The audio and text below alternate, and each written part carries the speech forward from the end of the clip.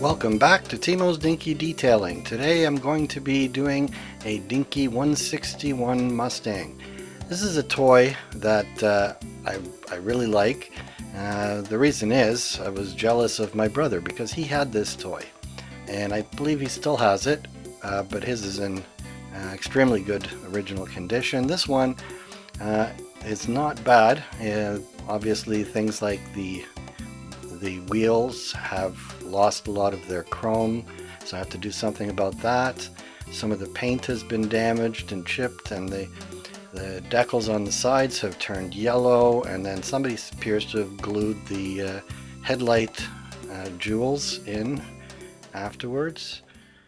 But otherwise it's complete and everything is working. Has the seats inside. The interior looks very good. It's just a little bit dusty. The engine looks like it's in good shape. And I'm looking at this and everything looks in very good condition. So it looks to me like it's going to be just strip it, paint it, and put it back together. Some parts will be difficult, like that front grille is kind of a reflective material. So here on the bottom you can see the text. It's a cast bottom, so this is actually a pretty heavy Dinky toy, which is one of the things that attracted me to it. It also has steering, which when I was a child was really important. And I'm going to try and turn this one into my own version of my brother's toy. Oh, there I'm taking off the base and the rear bumper came off. And pull the tab out of the front and the engine comes right out. That helps hold the hood in place. And then taking the bumper is held with two pins and it's flexible, so you have to get both of those pins out at the same time or it doesn't work. There, the hood fell out because nothing was holding it in. And I'm taking a lot of care taking this out. I don't want to break it, but I don't think it'll break. But the silver on it is still pretty good condition, and I'm thinking maybe I don't need to recolor that.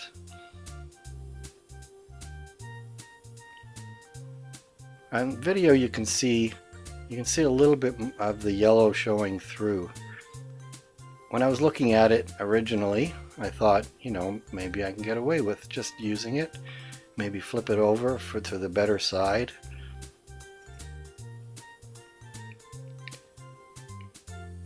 Now to get the interior out, there's a rivet and it's in a very tight spot, and so I'm using the Dremel tool and carbide burr to take this out, and I'm finding this is actually really convenient. So I'm going to be probably using this burr or a little bit bigger burr for in general for taking these toys apart.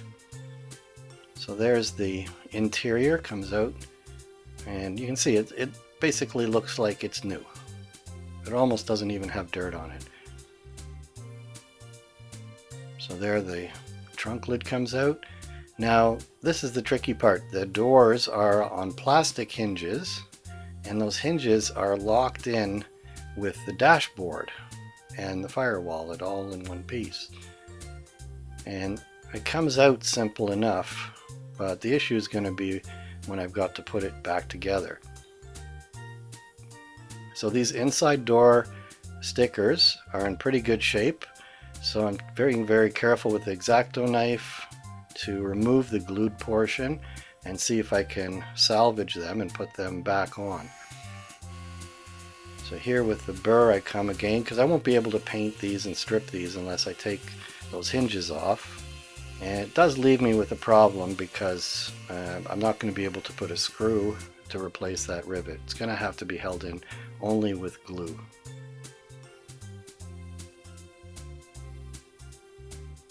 So there it comes out. Now the windshield is not held in with anything. It was held in by the interior and that one rivet. It has very light scratches, but most of the surface looks like brand new. So this was actually well cared for, but somehow it got a few scratches of the paint and I think somebody tried to repair it by putting those headlights back in with some yellow glue. So I'm trying to save this license plate, but that's not going to happen. Got a very tough glue underneath there. And this one, I'm going to take it off carefully because I need to reproduce it, but you're not going to be able to reuse that. But I have a sample and I can work with that and try and match it to be the same way. And I have an idea of what I'm going to do. So now the wheels are held in with these springs. So I'm going to see if I can pry them off of the axles. This was a time when Dinky worked with these pressed in wheels, and it seems to be working. It doesn't look like it's coming off the axle there, but I keep trying and it seems to be coming out, even if it doesn't look like it's coming out. And then I figure out why. I was prying on one end, and it's actually coming off the other end. There you go. So you can see it's all yellow, the color of the plastic, or the color the plastic underneath has turned, so I'm going to have to paint those somehow. The tires are all in really excellent condition. They haven't been painted or anything, but they're very hard, so I'm going to have to do something to soften those up. So here I am. I decided I'm just going to see if it'll come off. And a little bit of effort, and it does come off. So that's good. It doesn't damage the tire. There's no cracks or anything. So the tires are in very, very good condition. So I'm going to be able to put those back pretty easily.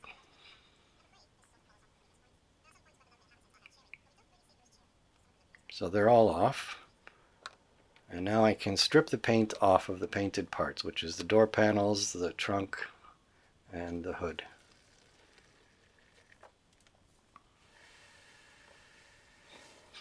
Of course, you might notice there the hood wasn't there, and I had to do this all over again to strip the hood because I forgot to do it.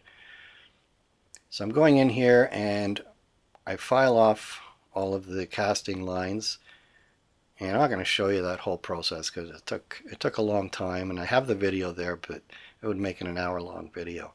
So I managed to get all of those casting lines out, and first goes a coat of primer, and on all of these parts. This is a light gray primer because I ran out of white, and my store, actually neither of my stores had any in stock, so I just went with the gray primer. There I've painted those wheels using silver paint, and I haven't painted the base, and you can see I'm able to press that together just with my fingers. You can see I polished up those axles a little bit, and the thing goes back on. I didn't strip and repaint the base because it's near perfect, and I said I'm just going to leave it the way it is. So to make those tires shine, I'm going with the Meguiar's Tire Shine, and instead of spraying it on like you would on the car, I'm putting it on using cotton buds. Make those wheels look nice and bright and shiny.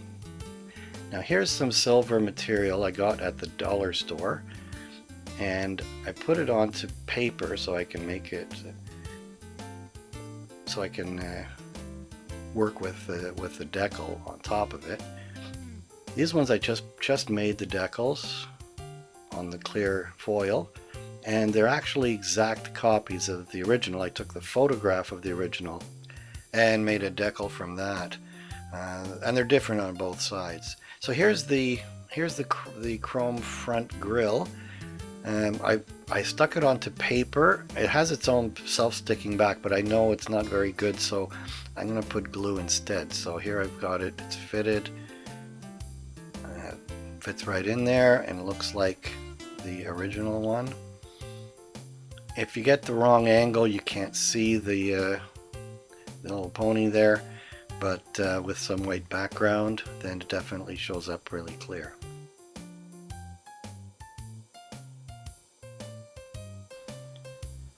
So a little detailing. This is I'm doing it as pure as possible to make this original. There's not going to be any extra detailing on this. It's going to be the way that it came originally from the factory out of the yellow box.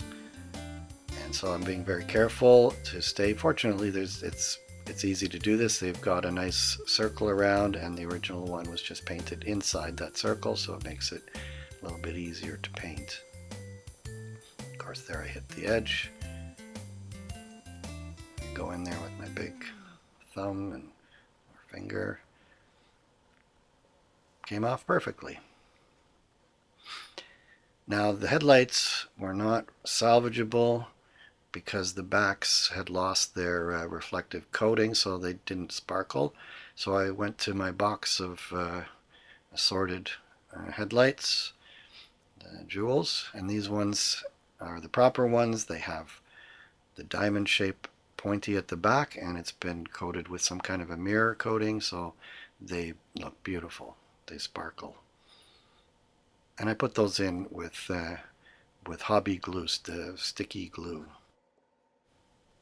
Same. This is a decal I made also from a photograph of the original number plate. Here, the screw from the bottom, I buff it on the buffing wheel so it looks good. And all I did was I didn't buff or clean, I just cleaned that windshield because really it just has very, very light scratches, but mostly it's like a perfectly brand new window. It's probably better than a reproduction window. So I just left it as it is. Now this is the nightmare of this production. Getting these doors to go on. I actually tried to do it with the doors already glued onto the hinges, and I found that it was near impossible and it caused a lot of trouble. So I was able to get it in this way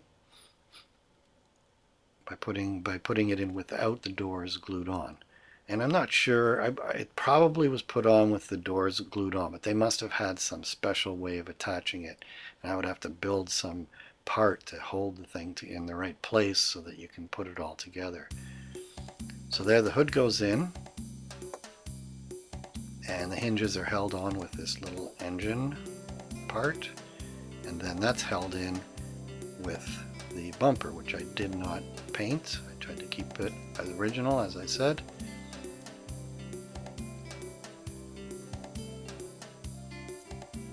Now the base goes on, and then the back bumper has to go on when you're putting that back.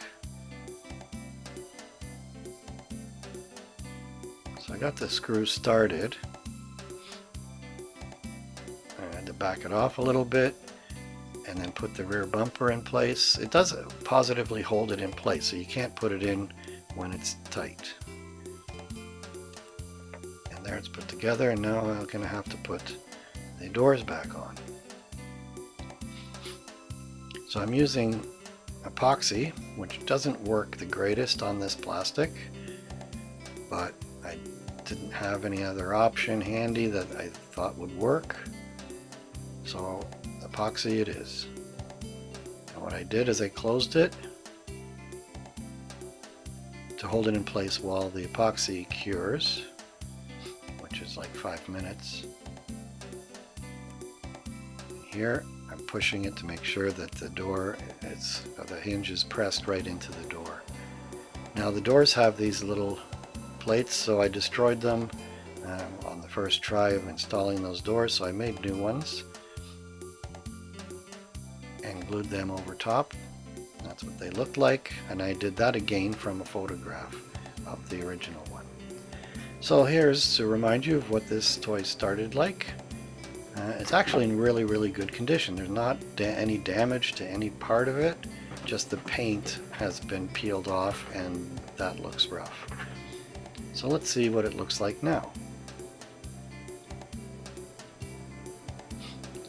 There it is. That's the beautiful, beautiful toy that my brother has, probably still on some shelf somewhere.